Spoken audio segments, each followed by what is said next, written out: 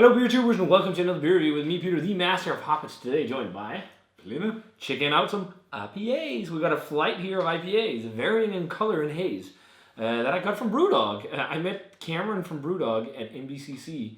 I think he was a sales rep, and he said, "Hey, Peter, master of hoppets, do you like BrewDog beer?" And I said, "Yeah, I haven't tried any BrewDog beer in months, or maybe even almost a year plus." But I do enjoy what I've had in the past. I've heard a lot of things of quality have been going down and whatnot. We talked a bit about it. But he said he still thinks they produce some fun stuff in their non-core range beers. Because I must say Punk IPA is not what it has been. Or but maybe we just changed. That's also a thing. But they also changed that. I remember the first time I had Punk IPA, which is a while back to me. It's years ago. Yeah. I thought it was quite hoppy. Really a hoppy punch. Yeah, but I thought so too. I loved it back in the day, but I think it's also stronger back in the day. It was like 6.2% or something. Now it's 5 point something. So they did change the recipe. I don't remember. But I had one about maybe a couple of months ago from one of the bigger bottles, though. I don't know if that makes difference. Probably, yeah. But I remember it's tasting weirdly metallic and not that hoppy. Okay. Yeah. Well. I don't know, but this will be fun to try though. I haven't reviewed a BrewDog beer in a long time, and we even got some more stuff from. I got Jet Black Heart, a stout, and I got one of the new abstract beers. I think it was an English style barley wine and bourbon barrels, and then the latest in their anniversary series, I think it's Dog G. It's like imperial stout with some things. So we got a session IPA today, a New England IPA, and a double IPA West Coast style. So this will be fun. So let's start off with the session IPA. The session IPA is called Clockwork Tangerine, and is a Citrus Session IPA on 4.5% made with tangerine. I don't know the hops exactly on this one, but hey, it should be fun to try. I think this might be a summer seasonal or maybe spring, but we got that one here, and that pour is a nice, fairly clear golden yellow color. Oh, how? Amber, slightly amber, white as shell. Let's check out the aroma. Tangerine. It's very mild actually. It smells mild, yeah, but you definitely get the like tangerine zest. And biscuit. Biscuit? Like, yeah, bready toast or something like that. Toast? Just toasted bread? I'm getting I got kind of see where you're going with that, but almost like tangerine gummies. Like a gummy candy. Yeah, almost like gummy bears, yeah, something like that, yeah. That's weird. Or interesting at least. But it's mild on the aroma, I think. Well, let's try it. Cheers. And thanks to Cameron for these.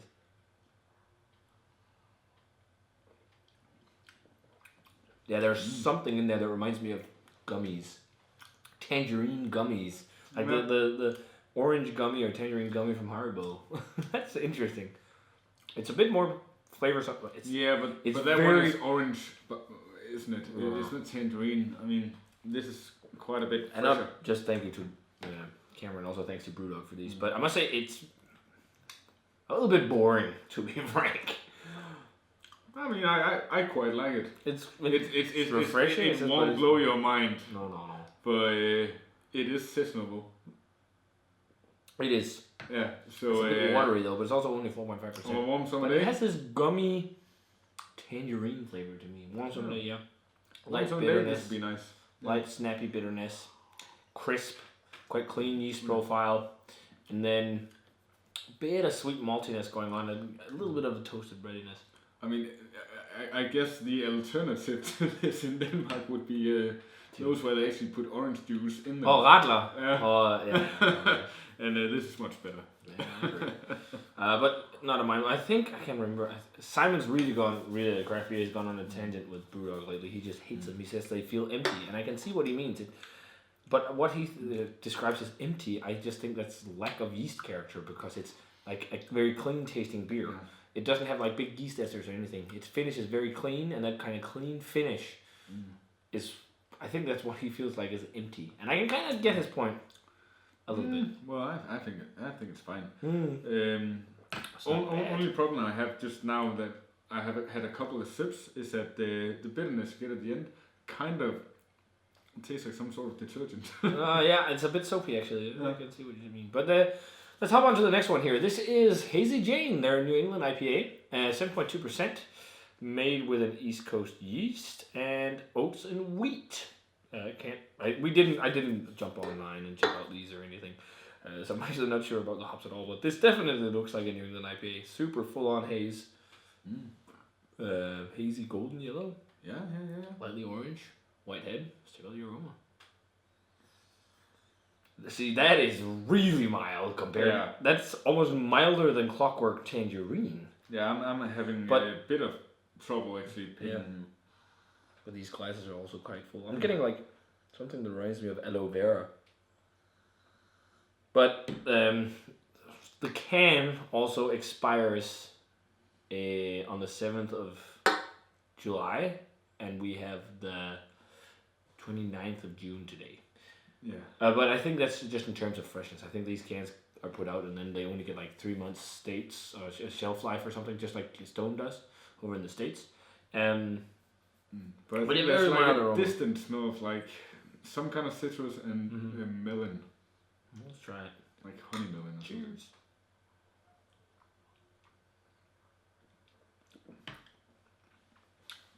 That's got to be one of the most boring New England IPAs I've had in a long time.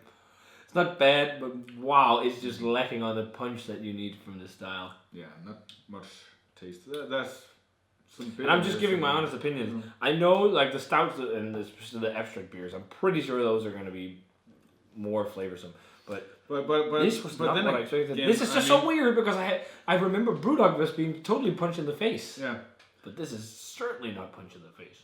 And I reviewed a lot of BrewDog. But maybe they just try to appeal to a broader audience because possibly, these are not bad beers. No. They're just very tuned down compared to the other New England IPAs you've had.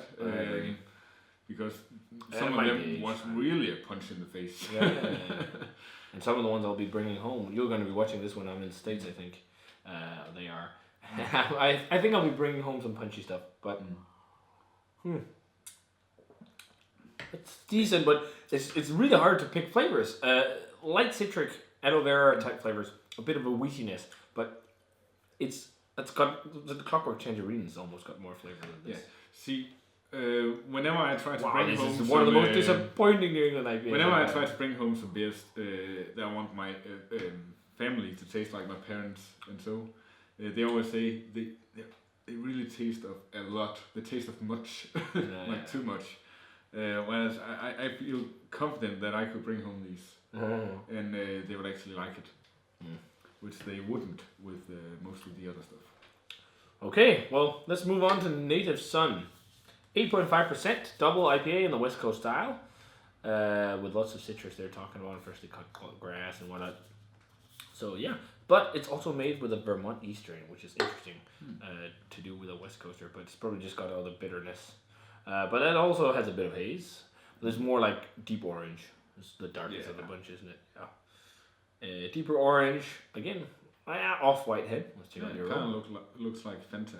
Yeah. Let's check out the aroma on Native Son. Oh, it's like the mildest double IPA I've ever smelled. Or smelled. Wow, it's really hard picking up anything. What the fuck? It's what?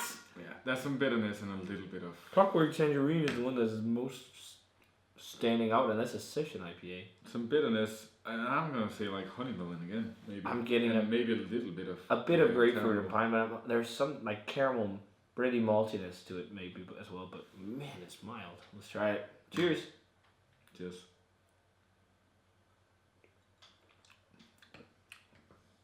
A little bit more. Ooh.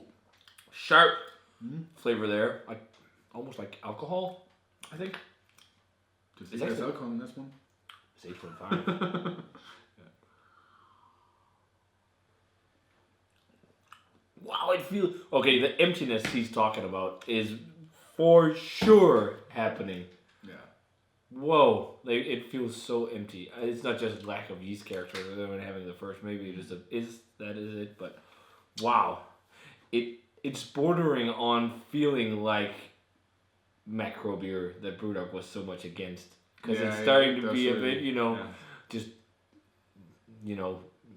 flavorless like that, like that the emptiness you get from a macro product. It's going that direction with small, like the hints of flavors are light. I'm really fucking disappointed. What the hell? I didn't expect it to be this like low on the spectrum of flavors. It's just bland. The most flavorsome is Clockwork Tangerine, but maybe it's because they put in some kind of tangerine extract or something. I don't know. That might be why it tastes like gummy candy. Sorry, Cameron. We gotta be honest. Yeah. And I feel like this is just not what I remember BrewDog being. This is just like really boring beer. Yeah, it doesn't really measure up to other craft beers. I would go almost as far as saying it's as boring as like the TMOH shit stuff.